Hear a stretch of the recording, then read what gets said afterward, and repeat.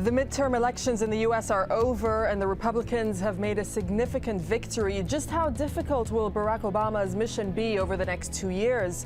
And what will his post-election strategy be? This is Inside Story.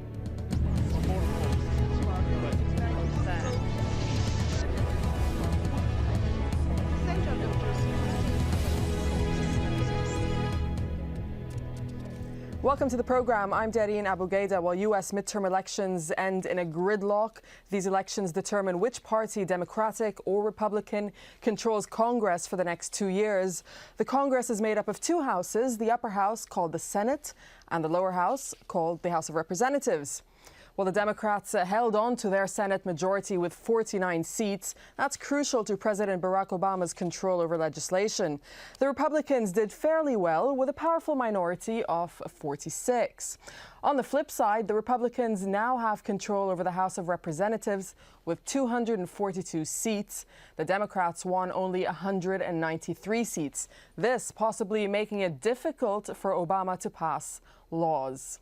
Well, one of the top issues among voters was the economy. Although the recent recession in the U.S. is considered a part of former President George W. Bush's legacy, Obama has been the man in charge for the last 2 years. And despite implementing a stimulus package and bailing out the banks, the economy has not totally recovered. In the last quarter alone, the U.S. economy grew by just about 2%, and currently about 9.6% of Americans are unemployed, and the country's deficit has hit a record $1.3 trillion. Let's bring in our guests to discuss the elections. We have in Atlanta, Jason Johnson, professor of political science at Hiram College, and in London, Stacey Hilliard. She's the vice chairman for Republicans Abroad UK. Welcome to you both. Thank you for joining us on Inside Story. Stacey, if I can start with you, how pleased are you with these election results?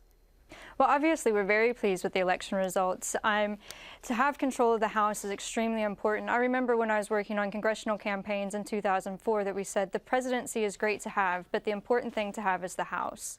Now, the only thing we wish could have happened was that we had gotten a majority in the Senate, but we'll do what we can with our House majority.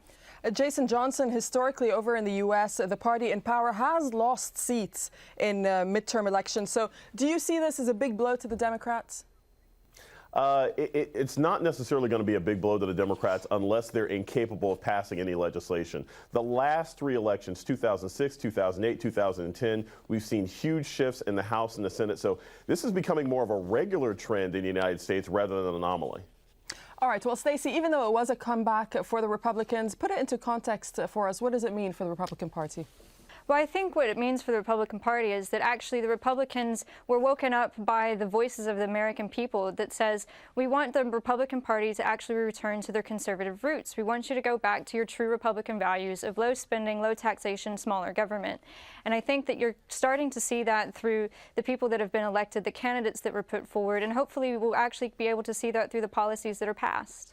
Jason, talk to us about the midterm elections. What's at stake here? Why are they so important? They're extremely important, not just as far as legislation, but actually as far as the future of Congress. The United States holds a census every 10 years, so we just had the 2010 census.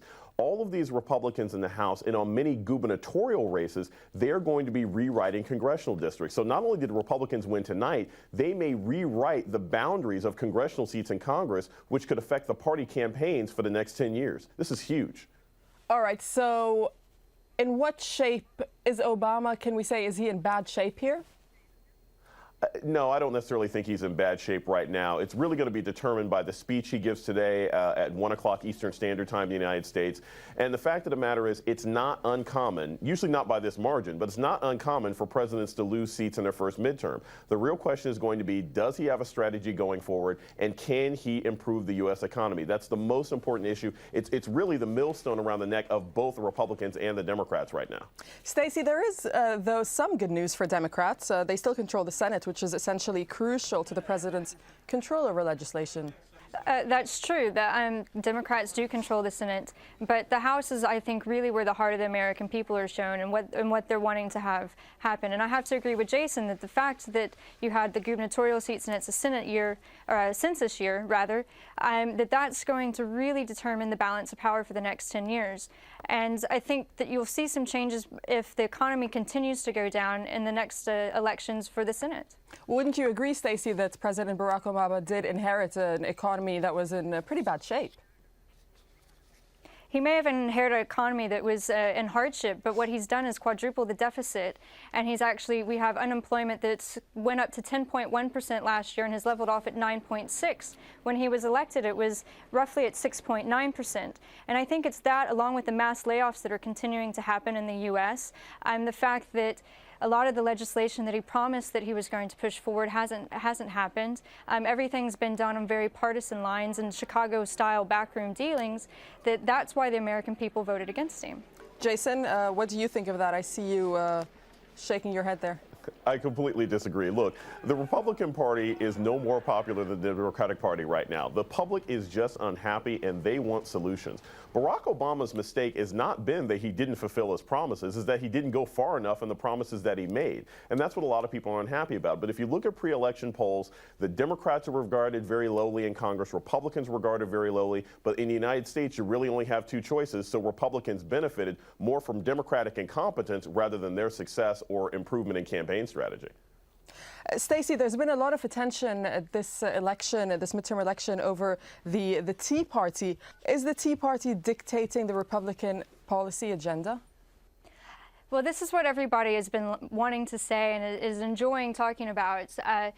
The Republican Party is not being dictated by the Tea Party. The Republican Party has been woken up by the Tea Party, as has been the Democratic Party. I think it was a real wake-up call and motivated both bases, to be fair. The Democratic Party was starting to lose their base, and they were woken up by the Tea Party just as much as the Republican Party has been motivated to return to its true Republican roots from the Tea Party movement. Jason, what's your explanation as to how come the Tea Party carries so much weight? The Tea Party carries a lot of weight because the Republican Party is pretty much empty on the inside right now.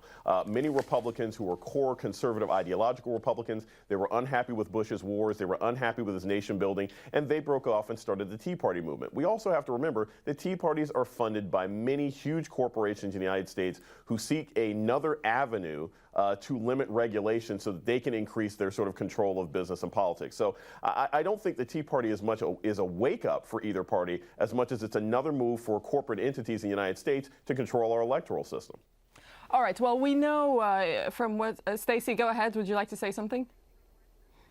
I was just going to say that if you want to get onto the subject of corporate donations, they give to every political party. So you can't just say that the Tea Party is actually a tool for corporate America to get their regulations or deregulations passed. I have to disagree with that. And I'm not a Tea Partier myself, but I have visited a Tea Party rally, and I think there were more golden retrievers and babies in prams than there were actually people out there protesting. All right. Well, Jason, let me ask you, is it fair to blame the U.S. president for the source of the economic woes in the U.S.? Or how much are the Democrats really to blame for the situation that their party is in right now? I think the Democrats can be blamed for their absolute inability to push through their policies at their purest form. Barack Obama came in with a huge mandate. He won by the largest margin of any Democrat in over 50 or 60 years. He had a larger majority in the House and Senate than the Republicans have now. And still, he couldn't push through certain elements of health care reform that were important to his base. He couldn't push through as large a stimulus package as many people wanted. So in many instances, it's been the ineptitude of the Democratic Party that has led people to be so unhappy. Even if he did inherit a bad economy, he still hasn't pushed through enough of his own policies. Well, we know that the business community has lost confidence in President Barack Obama. What can he do now to regain that confidence back from the business community, considering that it's a divided government? I think the most important thing Barack Obama can do is the United States needs to get back to building things. You compare us to many countries in Europe and even in China where they have high-speed rail, where they're reformatting homes to make them more green and more equitable. We're not doing that in the United States anymore. We keep shipping jobs overseas. And if Barack Obama can demonstrate that he's going to really dedicate himself to infrastructure, putting back the hard hats, putting working-class Americans back to work, that will be his chance for success. If he can do that in 2 years, he'll get reelected. All right, well, we're talking about domestic issues then. Stacey, let me bring you in here. How tough is the loss of seats in the House for Obama to pass certain domestic initiatives? Well, I think he's going to have to compromise. The Republicans are going to have to compromise.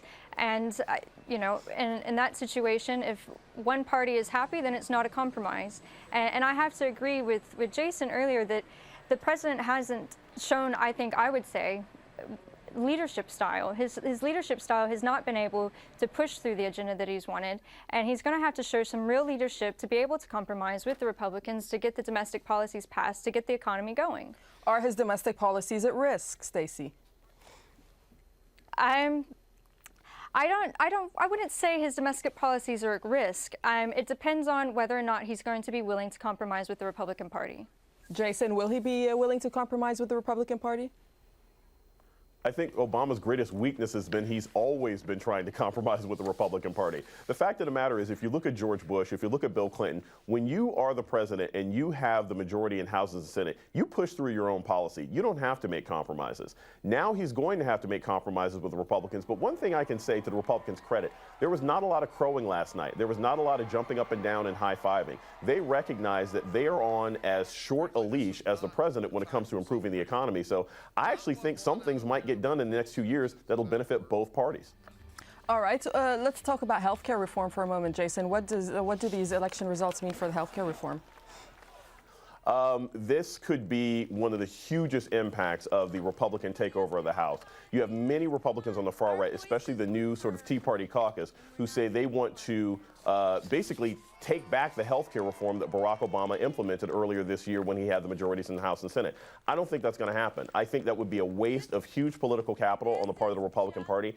And in all honesty, the vast majority of health care reform doesn't even kick in until 2014. So I think there's going to be some rumblings in the Republican Party to overthrow health care reform, but I don't think that's going to happen. I think they're going to focus on the economy, which would make the most sense. Stacey, what's your reaction to what Jason is saying?